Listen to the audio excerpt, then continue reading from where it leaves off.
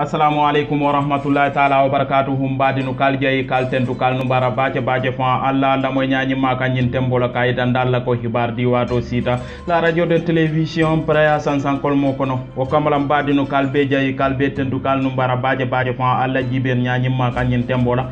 inshallah la radio de télévision from paka wala yulay mbadinu kay tandiro cialla folo wala minte mimbe hibaro to wala minte na journaliste basirim fallu drama ta tamana wulo kono mbadinu fulanja wala minti ko ali aluna ko jaren sate kono wol fanal wultare kila ko le adali yitandinu imaso bonna damin do ton france mbadin sabanja wala minti ko ali aluna ya basise afana ka organisation kenuna pakaw marandan sate kono magal tubala karo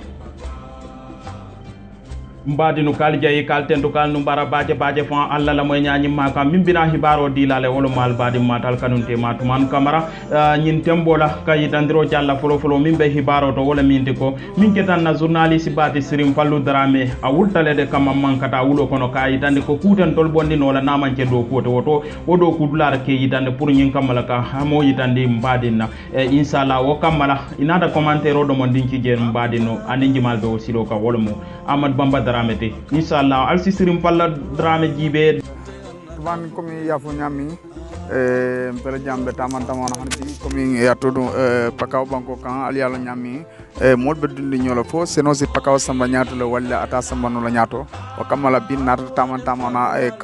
pala kunko to mi yalon ko Ahmad Bamba Drame walla kunko mu me tamana wolto ten ali ajeten ay min gije wol mutu bañoti inshallah ay min gijan wol mutu baño hectare fulati par mette momento lamana tubaño ñi na bara kete ñama alal demaro kan tubaño ñi ñatale bake o kamara kaytandi mo la ko comme mo ka fo ñami do ko lam fonti mi yalon ko anyanda banko ñi sambala ñato o kamara comme from pakawali ali yalo ñami be continue la ka taman ke do kulal kendo min yalon ko be do ko la banko ñi kan ke la do ko fonti tan ni mo la fo a mol se hamo so to ñami pour que dum do ko la paka banko kan kalon ko do ko dama wala mo fonti mi yalon ko asmona fa o kamala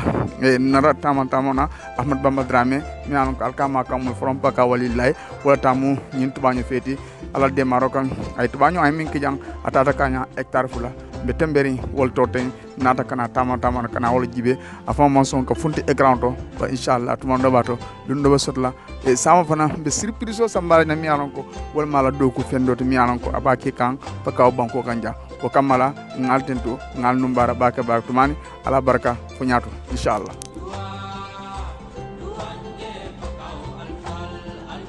ko ce mbadino kal jeyi kal tendu kal numbara bace fa alla la moy nyaani maka nyin tembol hanbi kay tan dalla ale damin to jibe wol to mu pakaw baneti sirim fallu dram mbadino nimbodo to bidamu do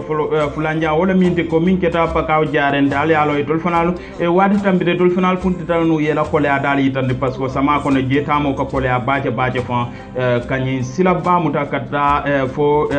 mun do birin sandinier wayta fo sara yo ba jega jemu silol timi yalon ko atamo ko le ata bace fa surtout wotola anim fana jiol lo dula mbadino wonata ke bulit ni ku ya badi anin ko le akuba e tol fanal la sate kono mbadino alsi Diarel la moy.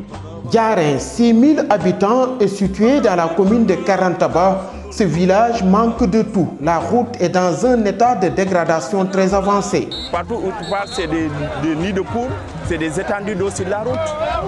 Chaque jour, ils passent tout le temps. L'État central est là, ils sont en train de nous faire des mesures, ils prennent des mesures. Oui, on va goudronner.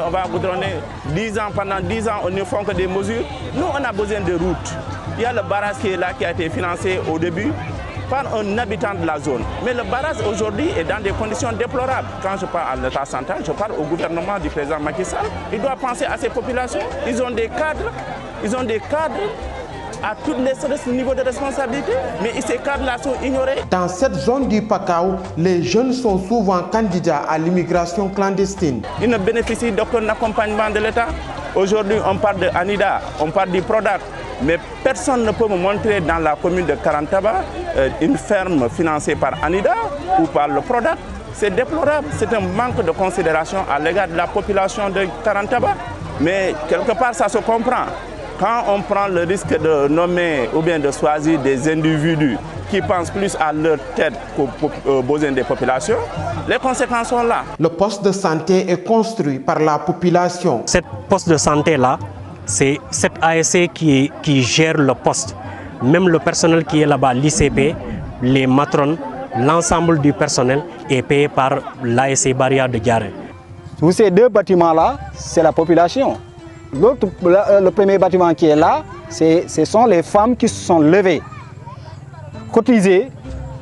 pour construire ce bâtiment-là. Le logement qui est là, c'est la jeunesse qui s'est levée encore pour construire cela. Lors du tournoi de football organisé par les populations de Diaré,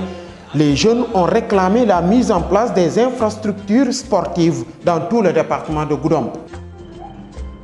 yombade no hanbi kaljayi kal teddu kal no mbara baje fa alla la moy nyaani maka nyin tembola mbadi no kayita ndalla inshallah nyina kuma kam botana jare inshallah mbadi no kayita ndiro cyalla nimbototo bitamu do to mo yaya ba si seti sawo sa te fanaka min organiser pakaw banko ka wala mo magal tubati inshallah min yalon ko be pakaw banko kan singo me futano tuba isita yaya ba si se ya pakaw maranda kamala te fana nate konna di molbe la min yalon ko be from paka walillahi kono anim from paka walillahi bantala anim paka dini be mu me min yalon ko ibe diaspora kono anim bantala banko ka momo si ko no jeto iya tem badinu parce que kulo mi yalon ko ya wulin le pruka Cheikh Sirim Bamba Touba ka acirimandi wo kamala tumomina atemu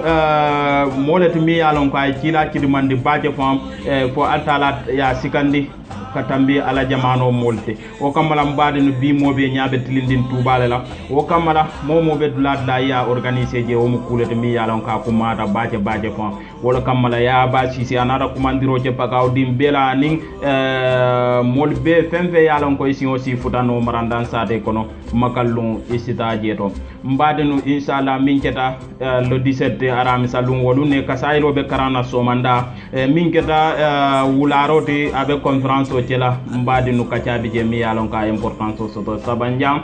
wala min ko jimalun somanda mbade no wala min ko min keta alquran o ti ba karana ibe janjana mbade no kamala e mobe invité je mbade no kay dandala dron ñine munna hibaro dandlati ñing tribulola ala baraka mbade